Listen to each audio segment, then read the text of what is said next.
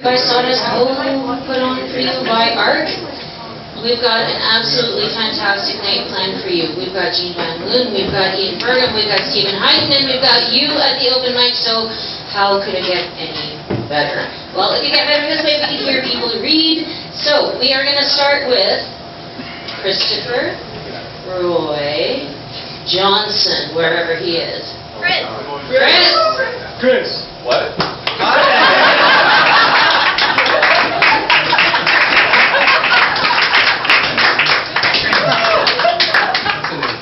Good entrance.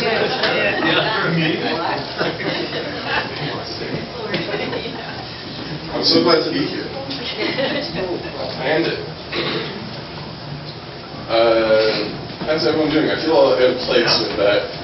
I feel like I, came in with a bigger entrance than I was expecting to have. And so, what else can I do? How can I follow myself? See you later? No, okay. I've got a few poems too. This first one is like an erasure type of thing. It's titled In a Day. 8 and you, the bank, the plane, life pilots, webs its thoughts. Home of the runs plagiarism stands Ohio. Matthew Blip. Space impossible, space in case, then Matthew Blip. Excised Matthew Blip. Printer's software. How the...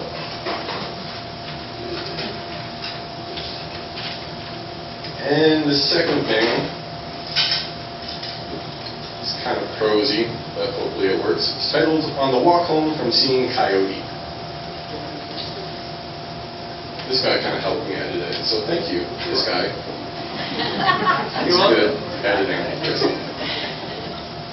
Right, on the walk home from seeing Coyote.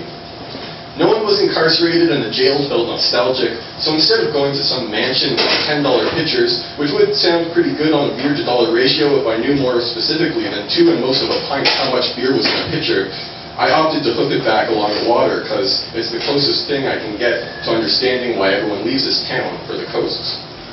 Laurel texted, "I'm 1 time zone closer to you," which made me miss her. And I replied, "Might as well pop over then."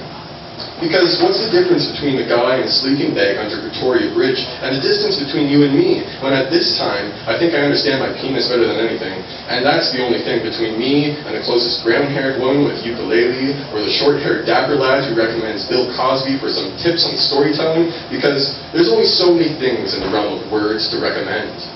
And all we've got are a few words and the ways we misspell them anyways.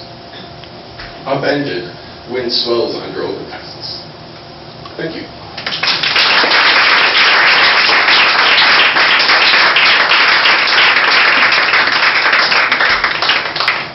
Thank you, Christopher Roy Johnson. And now I'd like to welcome up Avonlea. Please give her a welcome.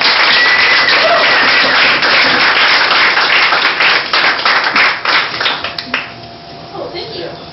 I also have 2 short poems to read. Both of which are inspired by wholesome TV shows, which was not planned, but maybe it's an inner child thing, I'm not sure. So the first one, maybe I won't tell you what TV show until after you get into it, but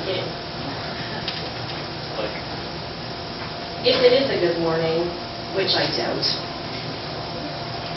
mostly there is just the couch and cats.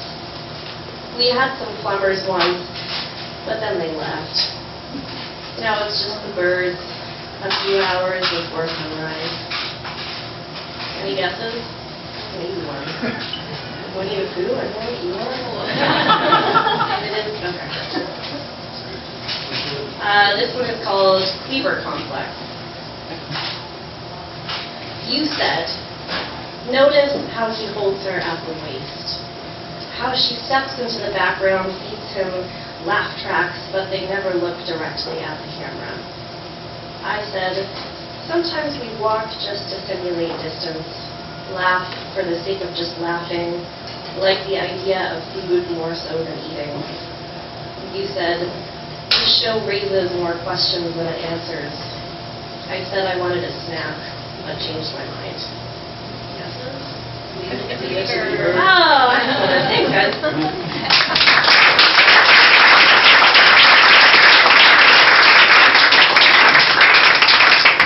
Thanks, Ebony.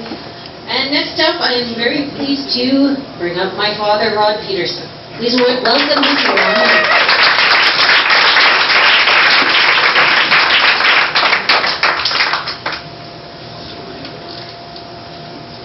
I do not have 14 times it.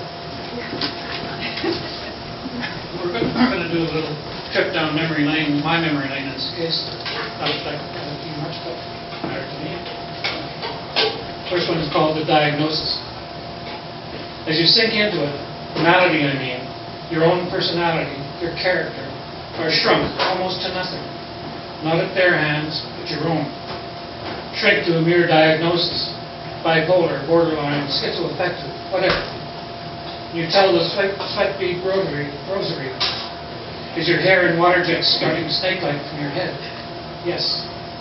Do your balls hang low? Can you tie them in a bow? No. Upon dragging the bayonet up your gullet, does yet another searing cosmos sparkle through? And is it beautiful? Yes. The dull, monotonic thudding. Yes, no, yes. Yes, no, yes. Rose across the ward's tiled floors, lofts heavily into the night air. The pleading, let me out. Please, let me out. More recent memory. The radio. And there's a credo to it. Machines dream when they dream of stopping. Donald Bartham, the dead father in 1976. The radio railed all day in a restive 20th century way at the absence as if making cold air vibrate would consecrate, return, and it did, in the way now invites then, in the way on invites off. But it smoothed, when stroked by a hand, when tuned by a hand, when tuned to the weather that's warming, top 40, the news, to the purr of music that happens, to the dreams of machines that dream of their duty and do it.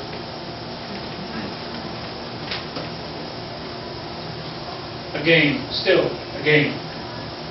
Savage the words, trailed the wreckage of memory, how blood petals blacken, how mahogany stains the clay. Long pipes shook the altar, the breast, and a soul keen the glassy edge that shattered the light that jeweled the heart, hard as the glint of a broken black wing, the broken face of the broken day, lifeless and indifferent as a moon, trapped in an orbit that shackles a world, slashing its path across nights, across days. But tomorrow writhes in yesterday's fists, but the knife never leaves the wound.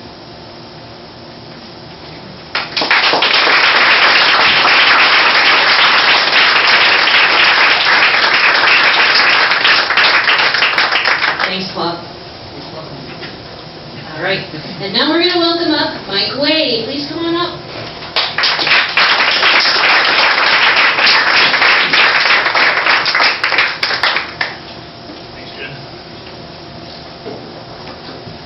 Hi. I'm going to a high school reunion in about 3 weeks, and I've just finished writing something I'm going to read out there. So this thing's called Deep Roots. It's going to be at Mont Tremblant. So we're gathered here today in this most idyllic setting to celebrate and nurture our indelible connection. The invisible thread that somehow magically binds us all to a revered and hallowed place of youthful predilection. Caught within the whirlwind vortex of simply growing up, the real meaning eludes us until further reflection. But the intangibles that gave us all adds up to so much more for a hometown that always passed the first and last inspection. And what kind of people would each of us be without the reliable stability of our deep roots? Maybe just wandering nomads, trying hard. Maybe just wandering nomads, trying hard not to become random offshoots. And what kind of people would each of us be without the rock-solid foundation for our heavy boots? Maybe just spinning circles, heading down the wrong road in total cahoots. The seeds of who we really are were planted and began to blossom there as we crossed the minefields of youth without Chris Angel tricks up our sleeve. We were trying to survive as kids with bonus points in a pinball game of life. Somehow making it through each grade intact gave us all the power to believe. But there's nothing quite like upping the ante and pushing the envelope. We quickly learned the art of improv, splashed with the ability to deceive. Just a unique cast of harmless rebels with common sense as the main cause. It supplied us with the proper grounding and the self-confidence to leave.